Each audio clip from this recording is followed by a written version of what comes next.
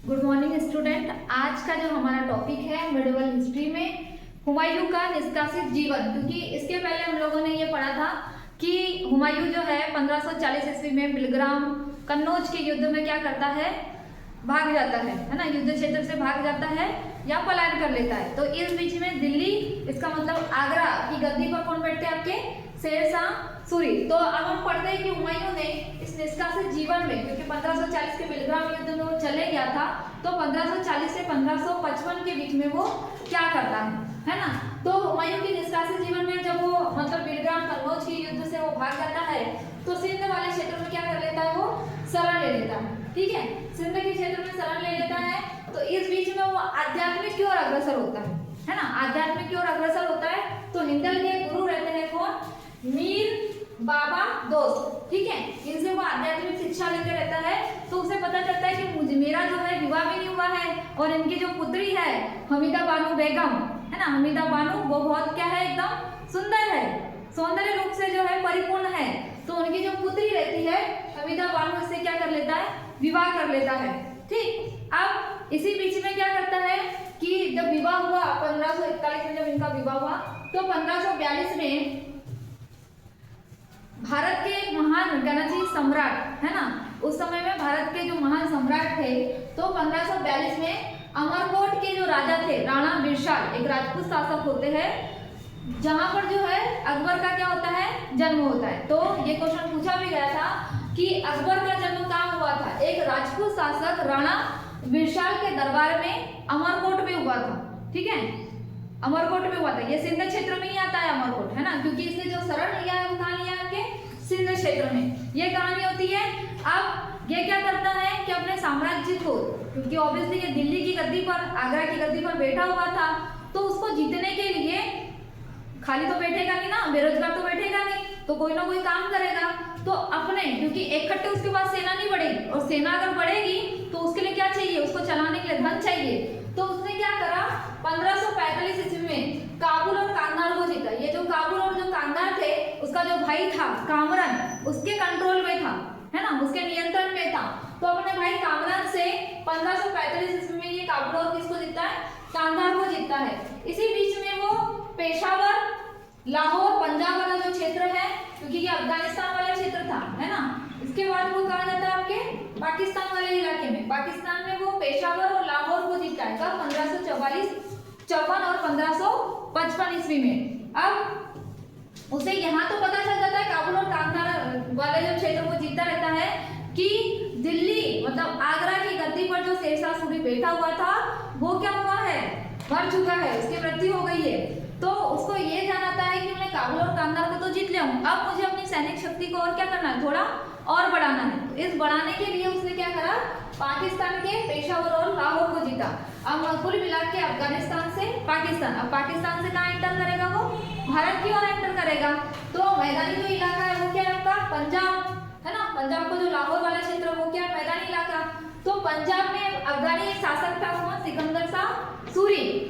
इनके बीच में जो है 15 मई 1555 ईस्वी में मच्छीवाड़ा की लड़ाई होती है। ठीक है, मच्छीवाड़ा की लड़ाई होती है। ऐसा कहा जाता है कि इस युद्ध में जो अफगानी जो शासक थे सिकंदर शाह सूरी, ये युद्ध क्षेत्र में उपस्थित नहीं थे। इनकी जो सेना थी है ना, वो जो सेना का जो संचालन है वो कौन कर रहा था, सेनापति कर रहा था।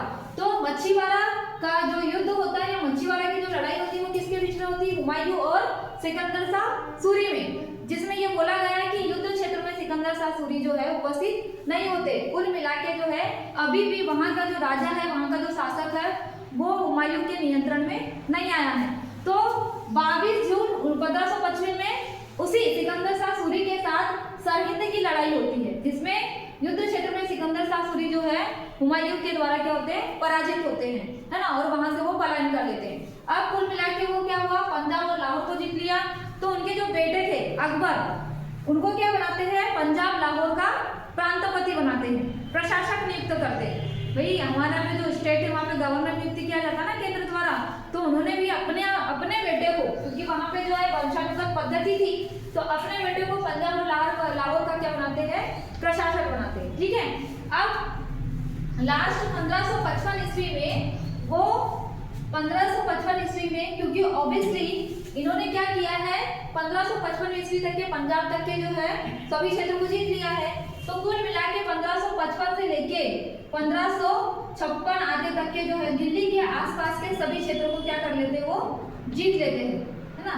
दिल्ली के आसपास के जितने भी क्षेत्र हैं उनको जीत लेते हैं 1556 तक के। कुल मिला के अगर देखा जाए तो बेचारा 1530 से बेटा है और 1540 तक के लड़ा।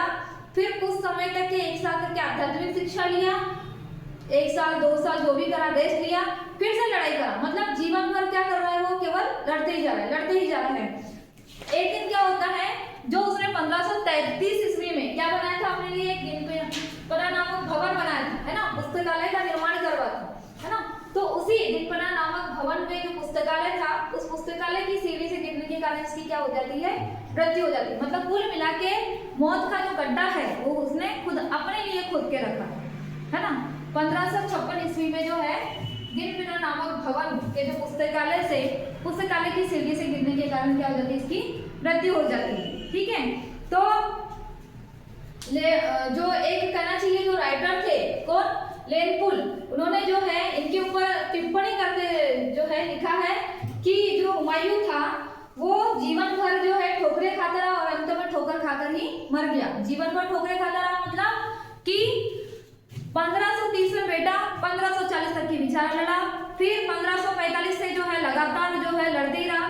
तो लेनपुल ने जो है इनके ऊपर एक टिप्पणी करते हुए लिखा है कि वह जीवन भर क्या करते रहा, ठोकरे खाता रहा और अंत में ठोकर खाकर ही मर गया। मतलब जैसे ही वो सीढ़ी से गिरा तो ठोकर खाकर ही जो है उसकी डेथ हो गई, है ना। और इनकी जो एक बहन थी गुलबदन बेगम, जिन्होंने क्या लिखी है, इन्हीं के ऊपर एक आत्मकथा हुमायूं नामा की जो है रचना की है ना। अब यहाँ से क्वेश्चन क्या पूछेगा कि हुमायूं नामा की जो रचना है वो किसने की है, गुलबदन बेगम ने, ठीक है।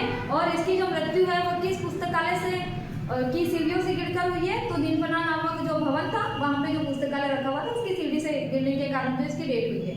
और दिनपना नामक भवन की कहना चाहिए स्थापना किसने की थी, तो किसने इसका निर्माण करवाया था, तो हुमायूं ने जो है इसका निर्माण करवाया था। फिर मुख्य रूप से अगर देखा जाए तो इसमें यह पूछेगा कि 1539 में कौन सा युद्ध हुआ था और 1540 में कौन सा, ये दो बहुत इंपॉर्टेंट युद्ध है। 1539 में चौसा का युद्ध हुआ था और किसके बीच में, शेर शाह सूरी प्लस हुमायूं के बीच में, ठीक है। और 1540 का जो युद्ध था वो किसके बीच में हुआ था, शेर शाह सूरी और हुमायूं के बीच में।